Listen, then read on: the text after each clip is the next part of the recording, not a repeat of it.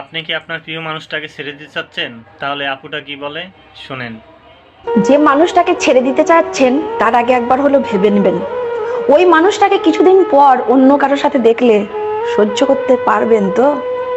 সকাল থেকে রাতে ঘুমানো পর্যন্ত যার পাগলামিতে আপনি থাকতেন, এক নজর দেখার জন্য যে আপনার জন্য অপেক্ষা করত, সেই মানুষটাই যদি অন্য কারোর জন্য পাগলামি করে, তখন মেনে নিতে পারবেন তো?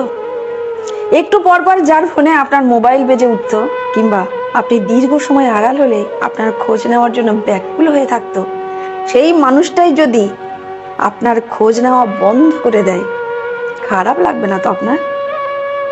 যদি আপনার খারাপ না লাগে অথবা মেনে নিতে পারেন কিংবা সহ্য করতে পারেন, তাহলে মানুষটাকে ছেড়ে দেবেন। আর যদি বিন্দুমাত্র বুকের ভেতর কষ্ট অনুভব হয়, তাহলে সময় থাকতে আগলে রাখুন। জানেন তো, সবাই থেকে যেতে চায় না।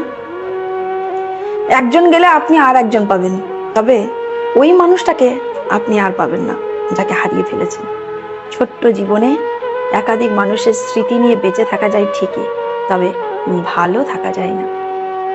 জীবনের কোনো একটা সময়ে আপনি ঠিকই অনুশোচনায় ভুগবেন। কাউকে কষ্ট দিয়ে, আঘাত দিয়ে, ধোঁকা দিয়ে সাময়িক ভালো থাকা গেলেও আজীবন ভালো থাকতে পারবেন না।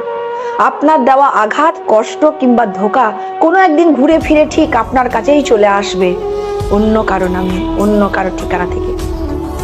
কাউকে না ঠকিয়ে বরং যে থেকে যেতে চায় তাকে যত্ন করে বেঁধে রাখুন। আজ মানুষটা হয়তো